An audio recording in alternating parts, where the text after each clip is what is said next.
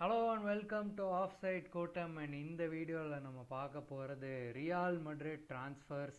And என்னடா ரெண்டு Barca boys வந்து ரியால் மட்ரிட் பற்றி பேச போகிறாங்களா, பயஸ்டான ஒப்பீனியனாக இருக்கும்னு நீங்கள் நினைக்க வேணாம். We will give our complete unbiased opinion. ஒரு ஃபுட்பால் ஃபேனாக, ஒரு ஃபுட்பால் அனலிஸ்ட்டாக நம்ம எப்படி ரியால் மட்ரிட்டை பார்ப்போம், என்ன ட்ரான்ஸ்ஃபர்ஸ் பண்ணியிருக்காங்க, என்ன டாக்டிக்கலாக அவங்க எப்படி செட்டப் பண்ண போகிறாங்க, என்ன ஸ்ட்ரென்த்ஸ், என்ன வீக்னஸஸ் எல்லாம் வந்து நம்ம இந்த வீடியோவில் பார்க்க போகிறோம். ஆஸ் யூஷுவல் நம்ம கூட ஜாயின் பண்ணியிருக்கிறது Sriram. And let's jump right into it.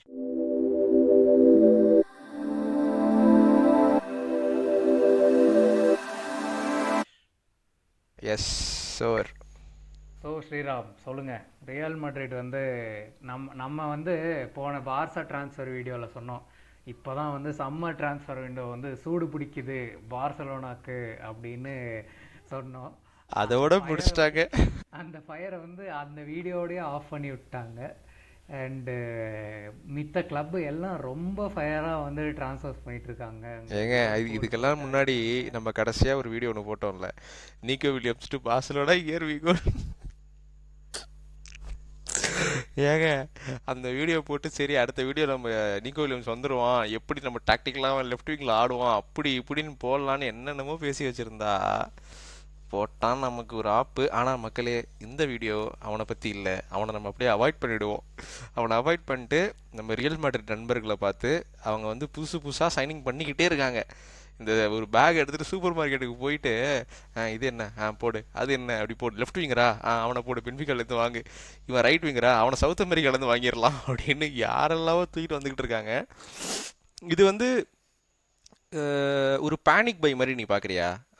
இந்த மாதிரி ரியல் மேரிட் வந்து ஒரு மாதிரி போய் நிறைய பேரை போய் வாங்கிட்டு வர்றது பேனிக் பை மாதிரி பார்க்குறியா லாஸ்ட் சீசன்னால்? இல்லை ஜென்யூனாகவே அவங்களுக்கு வந்து பிளேயர் தேவைப்படுது, அவங்க வாங்கியிருக்கணும் அப்படிங்கிற மாதிரி நீ பார்க்குறியா? ஐ திங்க் ரெண்டுமே. லாஸ்ட் சீசன் வந்து நம்ம பார்த்தோம் எவ்வளோ வந்து அவங்களுக்கு அந்த இன்ஜுரிஸ், எவ்வளோ லேக் ஆஃப் குவாலிட்டி நல்லாவே தெரிஞ்சுது டிஃப்ரென்ஸ் அவங்க ஸ்டார்டர்ஸ்க்கும் அவங்க பெஞ்ச் பிளேயர்ஸ்க்கும். எஸ்பெஷலி ஃபுல் பேக்ஸ் டிஃபென்ஸில் வந்து மெயினாக அது தெரிஞ்சுது. ஃபுல் பேக்ஸ், லெஃப்ட் பேக்கும் தேவைப்பட்டுச்சு, ரைட் பேக்கும் தேவைப்பட்டுச்சு, சென்டர் பேக்கும் தேவைப்பட்டுச்சு. ஸோ டிஃபென்சிவ் சைனிங்ஸ் வந்து கண்டிப்பாக எக்ஸ்பெக்ட் பண்ணோம் இந்த சீசன் பண்ணுவாங்க அப்படின்னு. ட்ரெண்ட் வந்து நம்மளுக்கு போன சீசன்லேருந்து தெரியும், ஆல்மோஸ்ட் வந்து கன்ஃபார்ம்டாக தான் தெரியும் இந்த ட்ரெண்ட் வரப்போகிறான் அப்படிங்கிறது. Other than that left back signing, centre back சைனிங்கும் வந்து ஐ டோன்ட் திங்க் ஒரு பேனிக் பை மாதிரி பண்ண பிளேயர்ஸ் மாதிரி தெரியல. ஏன்னா வந்து ஓகே ஹியூஸ்டனாக இருக்கட்டும், கெரைராஸாக இருக்கட்டும், ஐ திங்க் அவங்க ஸ்கவுட் பண்ணி தான் இந்த பிளேயர்ஸை பிக் பண்ணியிருக்காங்க அப்படின்னு. மார்க்கெட்டில் அவங்க நினச்சா யாருக்குனாலும் போய் வாங்கியிருக்கலாம் டிஃபென்சிவ் சைனிங்ஸ். பட் ஒரு யங் 20-year-old போன்மத்தில் அவன் போன சீசன் தான் அவனுக்கு பிரேக் அவுட் சீசன். அவனுக்கு ஒரு சீசன் தான் வந்து பிரிட்டி மச் அவனோட பீக்குன்னு சொல்லலாம்.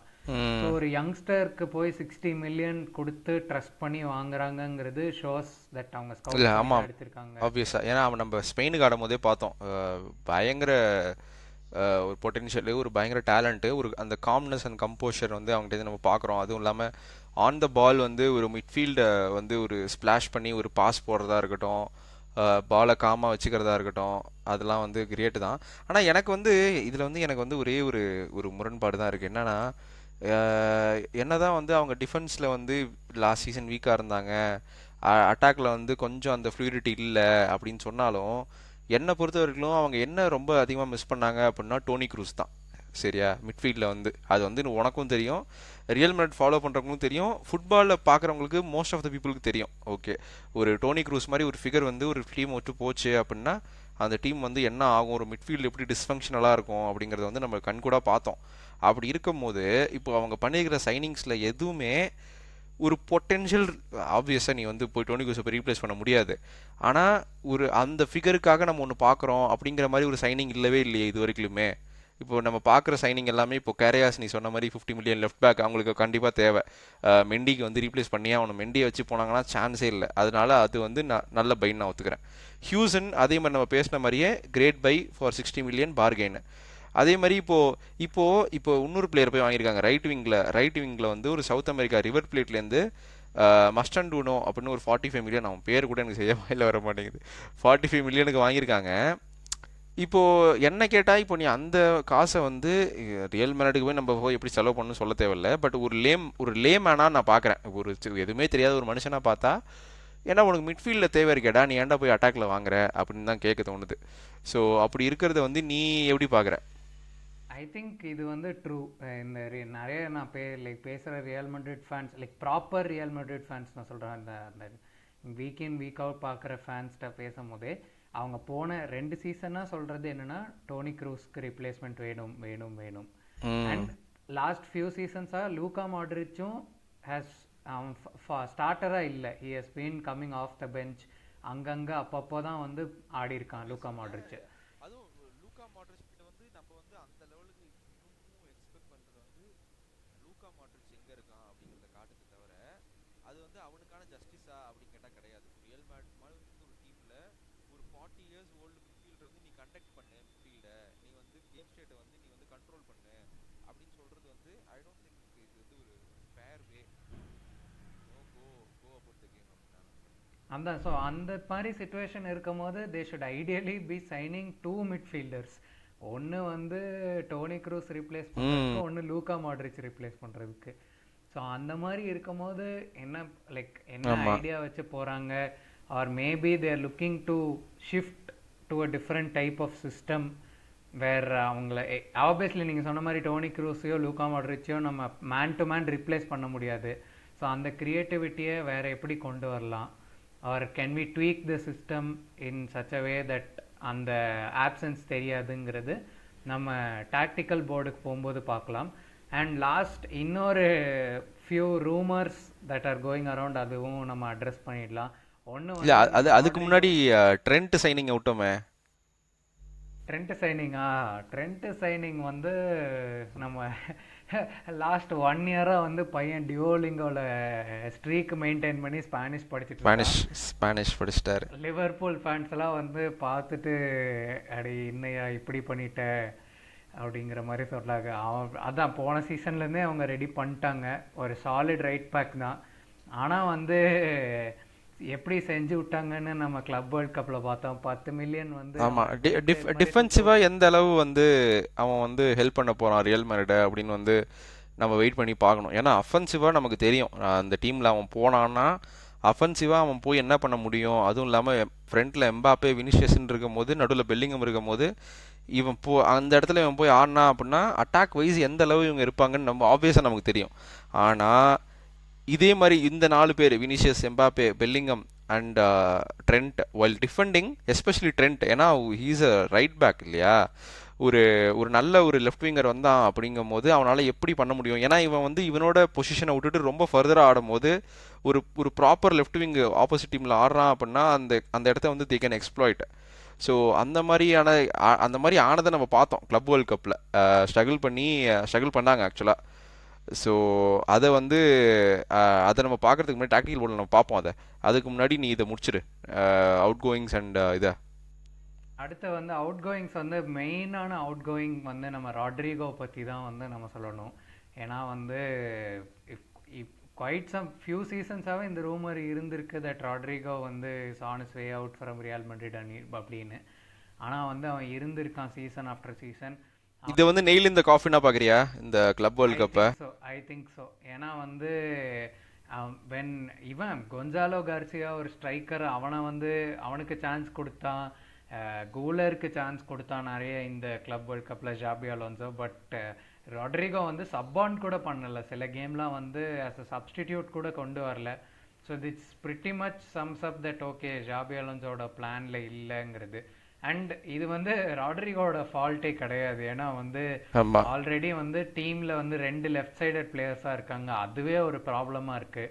வினிஷியஸ் அண்ட் எம்பாப்பே சேர்ந்து ஆடுறதே வந்து ஒரு இப்போ இப்போ இன்னொரு ப்ராப்ளம், பெரிய ப்ராப்ளம் வந்துருச்சு. என்னன்னா இந்த புதுசாக அந்த ஸ்ட்ரைக்கர் வந்தான்ல இந்த கார்சியா அவன் வந்து கோல் போட ஆரம்பிச்சிட்டான். இப்போ அவனை எங்கே ஆட வைப்பாங்க? இப்போ எம்பாப்பே வினிஷியஸ் எங்கே ஆடுவாங்க? இது ஒரு வந்து கொஞ்சம் பிரச்சனை இருக்குது. அதை எப்படி சால்வ் பண்ண போகிறாங்க அப்படிங்கிறத தான் நம்ம பார்க்கணும். சாவி அலோன்சோ வந்து எப்படி சால்வ் பண்ண போகிறாரு அப்படிங்கிறது தெரியல, பார்ப்போம். அப்போ ராட்ரிகோ எங்கே ஜி போகிறாரு? ராட்ரிகோ லிவர்பூலா? லிவர்பூல் லிவர்பூல் லூயிஸ் டியாஸை வித்துட்டாங்கன்னு வச்சுக்கோங்களேன். லூயிஸ் டியாஸை ஒரு 80 மில்லியனுக்கு மேலே வித்துட்டாங்கன்னா ஒரு high possibility that Liverpool will go for Rodrigo. Arsenal 100 to 1, I think 150க்குள்ள, 100 to 150. ஓகே. பட் ஆர்சனல் ஏன் இன்னும் சைலண்டாக இருக்காங்கன்னு தெரியல. மடுவக்கேக்கு போய் ஒரு 55 மில்லியன். ஏங்க அவங்க மடுவக்கே வாங்கிட்டாங்க, உங்களுக்கு என்னங்க பிரச்சனை? ராட்ரிகோ பாவம், இது சொல்ல கூட எனக்கு கஷ்டமா இருக்கு, எனக்கு சொல்ல கூட எனக்கு கஷ்டமா இருக்குடா ஆக்சுவலா. பாவண்டா ஆர்சனல் ஃபேன்ஸ்லாம். அந்த மடுவக்கேக்கு போய் 50 மில்லியன் கொடுத்தது அவங்க, அதுக்கு நம்ம கிளப் மாதிரி யாரையும் வாங்காமே இருக்கலாம். இது வாங்காம இருக்கிறதே நல்லது. மடுவேக்கு போய் 50 மில்லியன் கொடுக்கறதெல்லாம் வந்து டே லைட் கிரைம். அது அது வந்து பாவம் தான். ராட்ரிகோ விட்டுட்டு ராட்ரிகோ இந்த விண்டோவில் ராட்ரிகோ அவைலபிளாக இருப்பான்னு தெரிஞ்சு அவங்களுக்கு ஒரு லெஃப்ட் விங்கர் தேவைப்பட்டுதுன்னு தெரிஞ்சு போய் மடுவக்கே சைன் பண்ணியிருக்காங்க. சரி, ஆர்சனல் பற்றிலாம் நம்ம இதில் ஆமாம், அதை வேணா நம்ம தனியாக பேசிப்போம். ஃபியூ மோர் எக்ஸிட்ஸ் வந்து லூகா மாட்ரிச் வந்து ஏசி மிலானுக்கு சைன் பண்ணியிருக்காங்க. அது வந்து நீங்கள் பார்த்துருப்பீங்க, அனௌன்ஸ்மெண்ட் வந்திருக்கு. And Lucas Vazquez also has left the club. So கரெக்டாக வந்து நம்ம சொன்ன மாதிரி ஒரு டிஃபென்சிவ் ரீவேம்ப் பண்ணியிருக்காங்க இந்த சம்மர் ட்ரான்ஸ்ஃபர் விண்டோவில் ரியால் மட்ரிட். அண்ட் இன்னொரு டாபிக் நம்ம பேசாமல் இருக்கோம், அது நம்ம லாஸ்ட்டில் வருவோம், விச் இஸ் த மிட்ஃபீல்டர்ஸ். யார் மிட்ஃபீல்டரை சைன் பண்ண போகிறாங்க ரியால் மட்ரிடுங்கிறது. அது வந்து நம்ம டாக்டிக்கல் போர்டில் வந்து நம்ம அதை வச்சு பேசும்போது அது சொன்னால் கரெக்டாக புரியும். கொஞ்சம் கான்டெக்ஸ்ட் ஆஸ் இன் இப்போ ரியல் மட்ரிட் எப்படி லைன் அப் பண்ணுறாங்க, இப்போது என்ன டாக்டிக்ஸு, என்ன நீட் ரியல் மட்ரிட்க்கு இருக்குது, இந்த கிளப் வேர்ல்ட் கப்பில் வந்து ரியல் மட்ரிட் எப்படி ஆக்ட் பண்ணி எப்படி ஷேப் அப் பண்ணியிருக்காங்கங்கிறது நம்ம இந்த டாக்டிக்கல் போர்டில் வந்து கொஞ்சம் எக்ஸ்பிளைன் பண்ணலாம். ஸோ நான் ஃபஸ்ட்டு ஸ்டார்ட் பண்ணிடுறேன். திஸ் கிளப் வேர்ல்ட் கப்பில் வந்து நீங்கள் இப்போ லைனப் பார்த்தீங்கன்னா 4-3-3ன்னு போட்டிருப்பாங்க. ஆனால் ஆக்சுவலாக வந்து கேம் பார்த்தீங்கன்னா 4-3-3 கிடையாது. இது வந்து எம்பாப்பே வந்ததுக்கப்புறம் வந்த லைனப் இல்லையா, அந்த காசி ஆடுறதுக்கு முன்னாடி. ஆமாம், இங்கே வந்து எம்பாப்பே ஸ்லாஷ் நீங்கள் கார்சியான்னு போட்டுக்கலாம். சிமிலர் செட்டப் தான், லைக் ஃபார் லைக் ரீப்ளேஸ்மெண்ட் தான். ஸோ ஆன் பேப்பர் பார்க்க வந்து இது ஒரு 4-3-3 மாதிரி இருக்கும். பட் ஆக்சுவலி இது ஒரு 4-3-3 கிடையாது. என்ன பண்ணிட்டாங்க அப்படின்னா வந்து ஹியூசனும் ருடிகரும் வந்து சென்டர் பேக் சைட்டு, ஷூமனி வந்து தேர்ட் சென்டர் பேக்காக ட்ராப் பண்ணிட்டான். ஸோ ஒரு பேக் 3 மாதிரி ஆகிட்டு ட்ரெண்ட்டை வந்து மெயின் அட்டாக்கிங் ரைட் சைடில் வந்து ஒரு மெயின் அட்டாக்கிங் ரோலாக கொடுத்து, இங்கே நான் கரேராஸ் போட்டிருக்கேன், பட் இந்த கிளப் வேர்ல்ட் கப்பில் வந்து ஃப்ரான் கார்சியா தான் ஆடினான். ஸோ அவனுக்கு ஒரு லெஃப்ட் விங் பேக் ரோல். இங்கே தான் வந்து ஒரு பெரிய சேஞ்ச் வருது. என்ன ஆயிடுச்சுன்னா, நம்ம ஜாபி அலோன்சோ வந்து கூலரை போய் சிடிஎம் பொசிஷனில் ட்ரை பண்ணியிருக்காங்க. ஏன்னா வந்து அந்த டெம்போ மெயின்டைன் பண்ணி அந்த பாசிங் ரேஞ்ச் கூலருக்கு இருக்குது. So he has tried Guler to be in that CDM role. எவ்வளோ எக்ஸாக்டாக ஒர்க் ஆச்சுன்னு நம்ம நல்லாவே பார்த்தோம். பிஎஸ்ஜி கூட பயங்கரமாக ஒர்க் ஆச்சு இந்த செட்டப். 4-0 தோத்தாங்க டிஃபென்சிவ்லி. அப்புறம் வால்வர்டேவை வந்து கொஞ்சம் அப்பராக புஷ் பண்ணிவிட்டு பெலிங்கம் வந்து ஆஸ் யூஷுவல் நம்ம close to the box striker role right சைடில் ஆடுறாங்க. வினிஷஸ்க்கு ரோல் சேஞ்ச் என்ன அப்படின்னா, வினிஷஸ் ஏர்லியராக வந்து நல்லா வைடாக ஆடிட்டு இருந்தான், இந்த மாதிரி டச் லைன் விங்கர் மாதிரி இருந்தான். But now he is more closer to goal. So அவனுக்கு பால் கிடைக்கிறது directly to shoot towards goal. So அவன் கொஞ்சம் நல்லாவே க்ளோஸாக ஆடுறான் லெஃப்ட் விங். அண்ட் ஃபைனலி நம்ம ஸ்ட்ரைக்கர் எம்பாப்பேவாக இருக்கட்டும், கொன்சாலோ கார்சியாவாக இருக்கட்டும், அவங்க வந்து சென்ட்ரல் பொசிஷன். இந்த செட்டப் வந்து நீங்கள் என்ன நினைக்கிறீங்க இந்த செட்டப்பில்?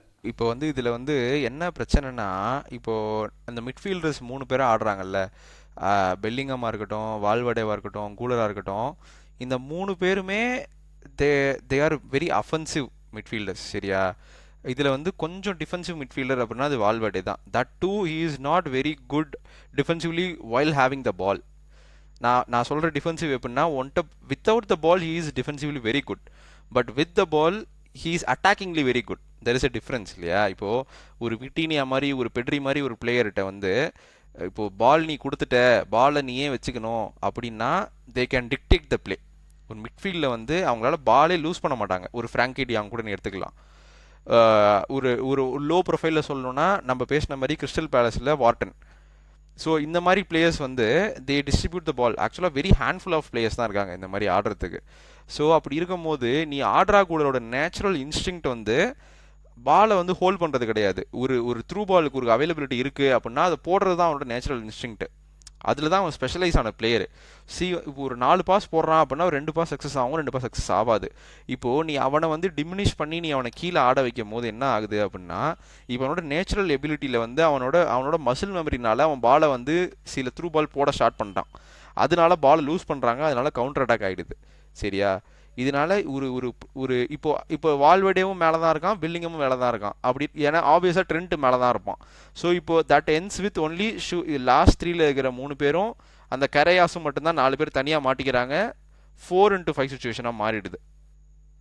ஸோ அதனால தான் வந்து கவுண்டர் அட்டாக்ல வந்து அதிகமாக வந்து மாட்டினாங்க. ஸோ இதுக்கு வந்து இப்போது அவங்க வந்து ஒரு மிட்ஃபீல்டரை வந்து வாங்கினா மட்டும்தான் இது வந்து சால்வ் ஆகும். ஏன்னா வந்து நமக்கு தெரியும் ரியல் மேரிட் ஒரு team they are not very good on the ball. சரியா? அவங்களோட ஸ்பெஷாலிட்டி என்னென்னா ப்ரெஸ் பண்ணுவாங்க, பாலை வின் பண்ணுவாங்க, கோல் அடிப்பாங்க. They are very direct team அவங்க. ஸோ அப்படி இருக்கும்போது ஒரு ஒரு பால் நான் வச்சுக்கணும் அப்படின்னு ஆசைப்படுற ஒரு மேனேஜர் தான் சாபி அலோன்சோ. அப்படி இருக்கும்போது நீ வந்து யூ ஹாவ் பிளேயர் லைக் ஒரு cooler who is very very direct, Bellingham who is very very direct, Vinicius who is very very direct, and Mbappe கேட்கவே தேவையில்லை. ஸோ இந்த மாதிரி பிளேயர், ட்ரெண்ட் ஆப்வியஸ்லி. ஸோ இந்த ஒரு 5 பிளேயர் உன்னோட டீமில் கோல் கீப்பர் எடுத்துட்டிங்கன்னா இன்னும் 4 பேர் தான் இருக்காங்க. ஸோ நீ 5 பிளேயரும் உனக்கு அஃபென்சிவாக ஆட போகிறான் அப்படின்னா உனக்கு யார் பால் வச்சுக்க போகிறா, யார் வந்து டிஃபென்சிவாக உனக்கு வந்து ஹெல்ப் பண்ண போகிறா?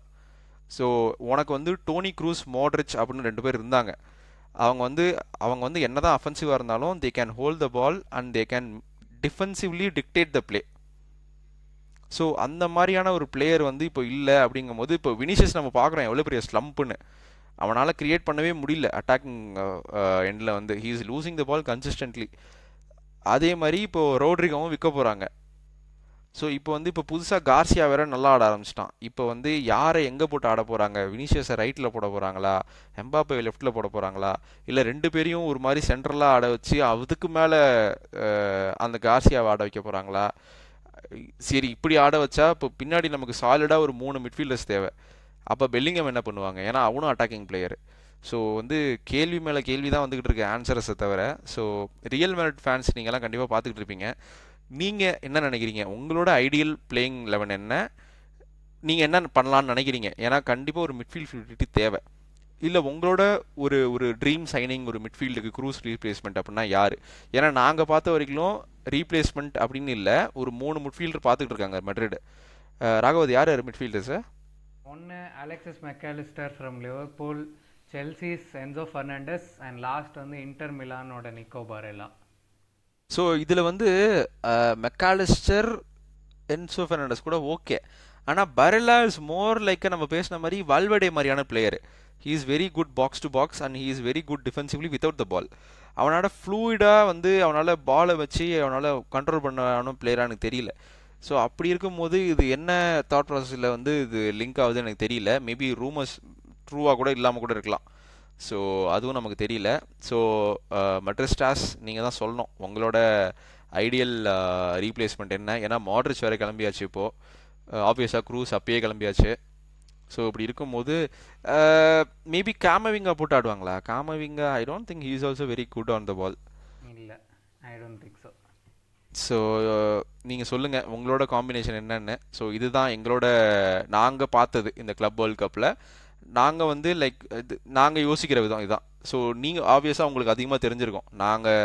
நாங்கள் பார்த்தவர்களும் இது சொல்கிறோம். மேபி நீங்கள் பார்த்தது பற்றி உங்களுக்கு அதிகமாக தெரிஞ்சிருக்கலாம். ஸோ அதையும் காமெண்ட்ஸில் சொல்லுங்கள்.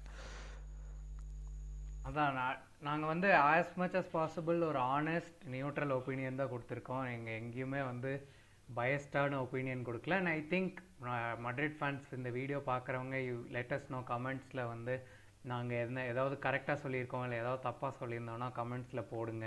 இல்லை நீங்கள் ஏதாவது அப்சர்வ் பண்ணியிருந்தீங்க இந்த கிளப் வேர்ல்ட் கப்பில் நாங்கள் சொன்னதை விட ஏதாவது டிஃப்ரெண்ட்டாக அப்சர்வ் பண்ணியிருந்தீங்க அப்படின்னா அதுவும் கமெண்ட்ஸில் போடுங்க. அதே மாதிரி அவங்களோட தாட்ஸ் ரோட்ரிகோ லீவிங் பற்றி. ஏன்னா எனக்கு தெரிஞ்ச வரைக்கும் எல்லா மெட்ரிட் ஃபேன்ஸும் they want Rodrigo to stay.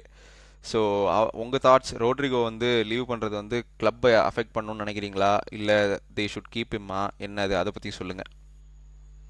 And of course உங்கள் பிளேயிங் லெவன்ஸ் அண்ட் உங்கள் ட்ரான்ஸ்ஃபர்ஸ் எல்லாமே காமெண்ட்ஸில் போடுங்க, எல்லாமே நம்ம பேசலாம்.